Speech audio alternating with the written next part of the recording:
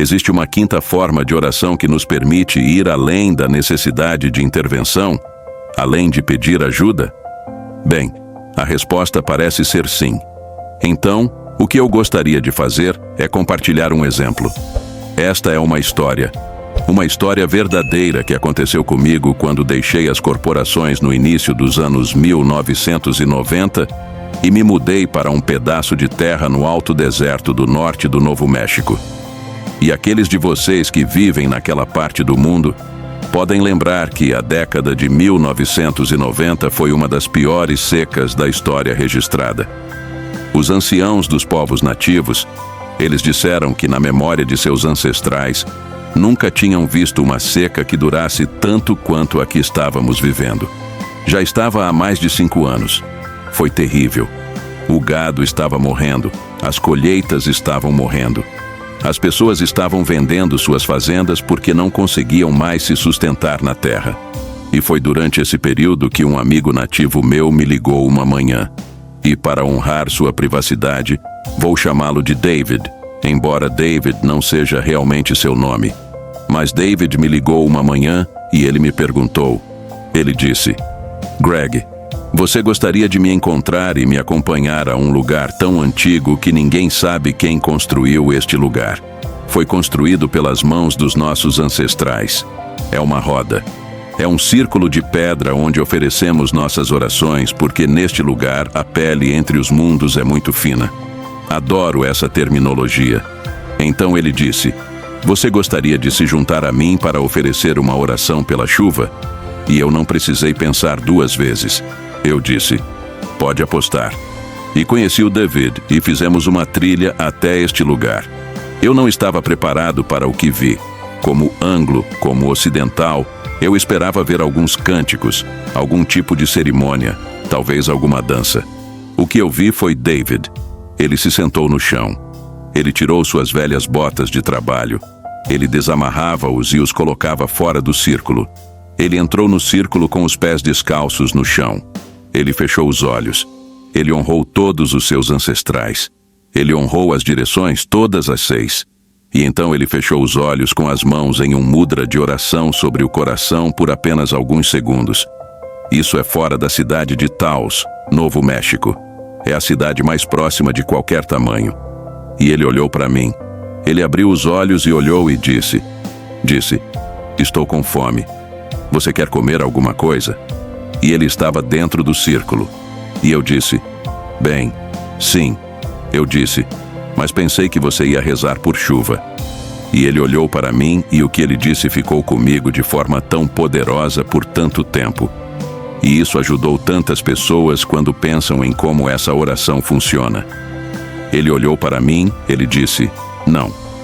Ele disse que, se eu rezasse por chuva, a chuva nunca poderia acontecer.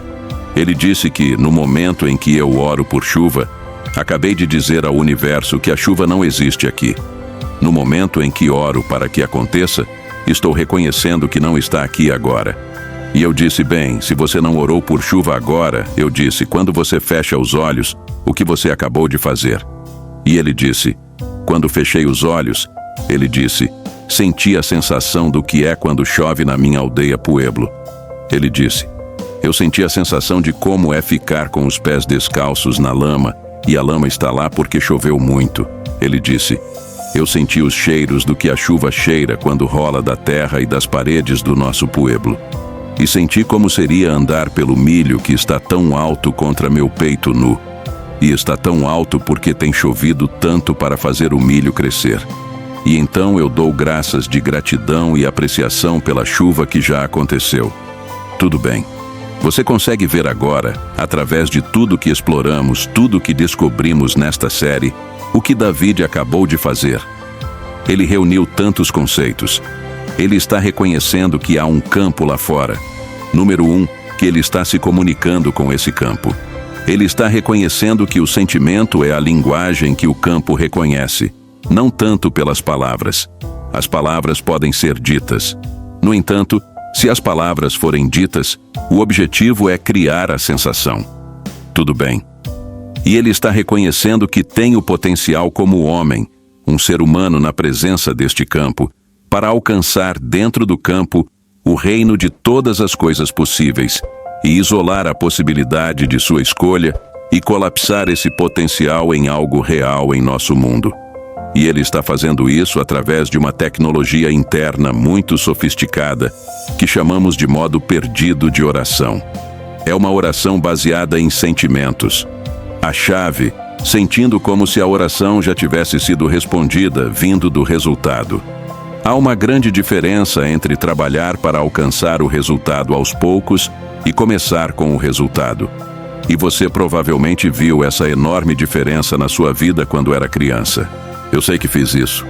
Por exemplo, me disseram quando eu era jovem, se eu ralar o joelho na calçada, a cicatrização vai acontecer lentamente, gradualmente ao longo do tempo.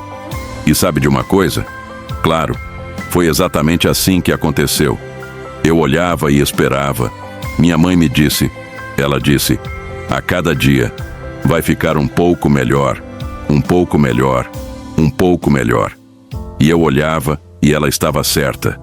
Estava melhorando um pouco e um pouco. É possível que quando olhamos para nossos corpos com esse tipo de expectativa, a cura realmente reflita, espelhe nossa expectativa?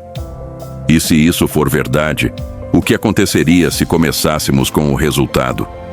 Quero te dizer, eu fiz isso na minha vida e funcionou.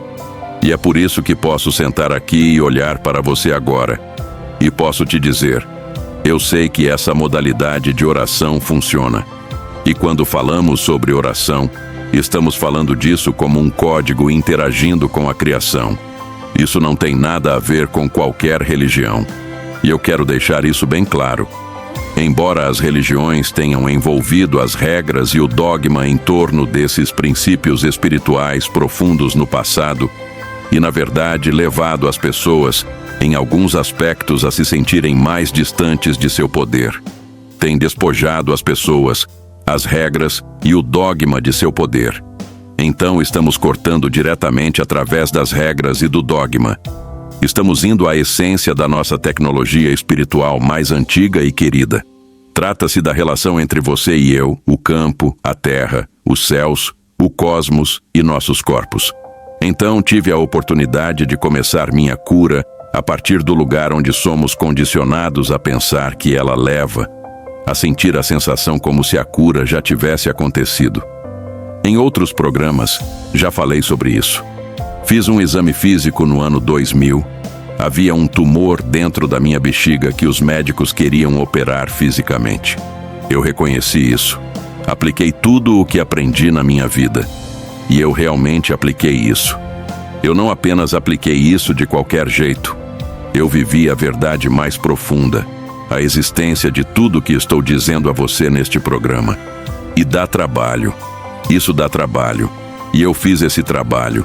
E quando voltei, totalmente preparado para a cirurgia, se fosse necessário, o que os médicos descobriram foi que não havia necessidade de cirurgia.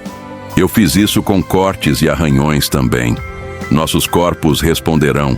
Fazemos parte do campo. Estamos emergindo deste campo. E comunicamos com o campo em uma linguagem que reconhece emoção, sentimento, assim como David fez com a chuva. Então o campo responde. Então deixe-me contar o que aconteceu com a chuva. David e eu fomos para Taos, Novo México. Almoçamos cerca de 1 hora ao sul de onde esta oração foi oferecida.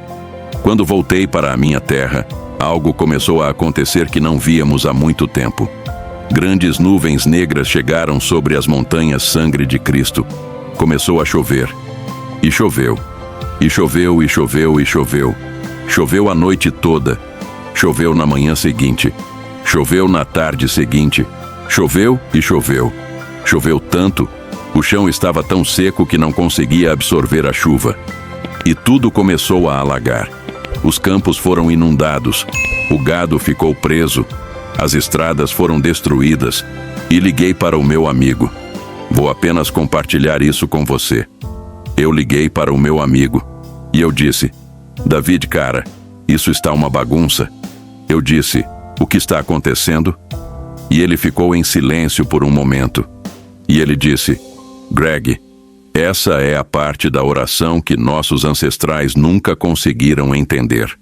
Ele disse: eles podiam dizer para chover, mas não podiam dizer quanto deveria chover. Então, não posso provar cientificamente que a oração de David teve alguma relação com a chuva que caiu naquela tarde. Não posso provar isso para você como cientista. Como cientista, o que tenho a dizer é que há uma alta correlação entre a chuva que apareceu e que não era vista há muito tempo e o que David havia acabado de fazer horas antes. Vou convidá-lo a pensar sobre isso enquanto entramos nesta modalidade de oração que vou compartilhar com você. Então, os princípios que estou compartilhando neste modo são muito simples. Eles também são muito antigos. E tudo o que estou dizendo a você, vemos as instruções para esse tipo de oração, para esse código que nos permite falar diretamente com a matriz. Vemos esses princípios registrados em algumas de nossas tradições espirituais mais antigas e queridas. E estou falando sobre livros bíblicos perdidos que descrevi anteriormente neste programa. Estes são os livros que foram descobertos em meados do século XX, como a Biblioteca de Nag Hammadi, no Egito.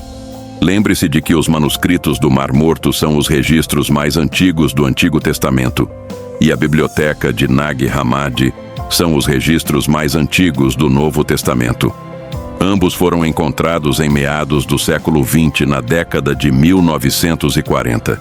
E naquela biblioteca de Nag Hammadi, os mais de 43 livros que foram completamente removidos do cânon bíblico no século IV pelo imperador Constantino estavam intactos na biblioteca de Nag Hammadi, incluindo o Evangelho de Tomé, de que falamos anteriormente. Tomé, o escriba que seguiu o Mestre Jesus, o professor, não um homem religioso sob essa perspectiva, mas ele seguiu o professor. E ele registrou as palavras, as exatas palavras do Mestre. E isso é importante porque há um lugar no Evangelho de Tomé onde seus alunos perguntaram ao Mestre como se comunicar com o campo. Eles não usaram esses termos. Eles perguntaram como se comunicar com Deus. E é no Evangelho de Tomé que encontramos as instruções para o quinto modo, um modo de oração perdido. Agora mencionei anteriormente que você já ouviu o termo quando algo se perde na tradução. E é esta tradução que vou compartilhar com você deste livro bíblico, após sua descoberta, que é um belo exemplo de quão grande pode ser a diferença, uma única diferença, um erro de tradução. Então, é no Evangelho de Tomé que encontramos as instruções para este quinto ou este modo perdido de orações, como mencionei. Então, deixe-me primeiro ler para você a tradução na versão autorizada da Bíblia King James, como a vemos hoje. Se você quiser ver isso por si mesmo, está na versão King James do livro de João, capítulos 16 a 23, onde você encontrará isso. Sei que você já ouviu isso antes. Quantos de vocês já ouviram "pede e receberás"? É daí que vem isso. Deixe-me ler a tradução para você. A tradução é assim: tudo o que pedirdes ao Pai em meu nome, Ele vô-lo dará. Pedi e recebereis para que a vossa alegria seja completa. Está bem. E esse é o fim da tradução. Não sei você. Quando eu era criança, eu perguntava e perguntava e perguntava, e não acontecia muita coisa. E eu fiquei muito frustrado. Muitas pessoas fazem. E nos sentimos impotentes. Sentimos que nossas orações realmente não estão fazendo diferença, porque não vemos nenhuma maneira de reforçar que nossas orações realmente fizeram algo. Elas fizeram a diferença. Mas quando eu voltar à tradução aramaica original e ao grego e aramaico, mas isso vai ser do aramaico original no Evangelho de Tomé. Você vê, grego e aramaico, é por isso que estou esclarecendo isso. E eu quero ler para você, e está muito próximo, mas há uma diferença poderosa e sutil que foi deixada de fora na tradução. E pode muito bem ser porque os tradutores não entenderam o que você e eu estamos explorando agora, porque eles não entenderam. Eles simplesmente simplificaram a linguagem. Então, na versão traduzida, e se você quiser ver isso por si mesmo, vem de Neil Douglas Klotz. É o nome do tradutor. Há um pequeno livro chamado Orações do Cosmos. É um livro lindo, lindo, onde ele retraduz tantas orações muito poderosas. E este é um deles. Agora ouça a diferença. No texto original começa de uma maneira muito semelhante. Citação: todas as coisas que você pedir diretamente do interior do meu nome, você receberá. Ok. Agora vem a tradução que estava errada. Este é o original. Peça sem motivos ocultos e seja cercado pela sua resposta. Seja envolvido pelo que você deseja para que sua alegria seja plena. Essa é uma única afirmação muito poderosa. Vou analisar isso. Pergunte sem motivos ocultos. Isso está te convidando a perguntar sem apego ao resultado. Na verdade, é um conceito muito budista. Peça sem apego à correção, ao erro, à bondade, à maldade, ou à alegria ou à decepção, quanto ao fato de sua oração ser ou não respondida, sem apego ao resultado. Ok. Seja cercado pela sua resposta. Seja envolvido pelo que você deseja. A única maneira de ser é se essas coisas já estiverem presentes. Sua oração já foi respondida. Você está vindo do lugar onde a oração já foi respondida. Então a chave do que estamos dizendo aqui é sentir o sentimento. Sentir como se a oração já tivesse sido respondida. Com o maior número de sentidos possível: cheiro, toque, gosto, audição. Sinta como se seu corpo já estivesse curado. Sinta como se o seu relacionamento perfeito já estivesse presente. Sinta como se sua abundância já estivesse presente. Invoque todos esses sentidos. A essência de tudo o que estou dizendo a você é que, através do 5º modo de oração, nossa oração baseada em sentimentos, somos capacitados a nos comunicar diretamente com as possibilidades que existem no campo universal, nesta matriz divina, e a fazê-lo em uma linguagem que a matriz reconhece.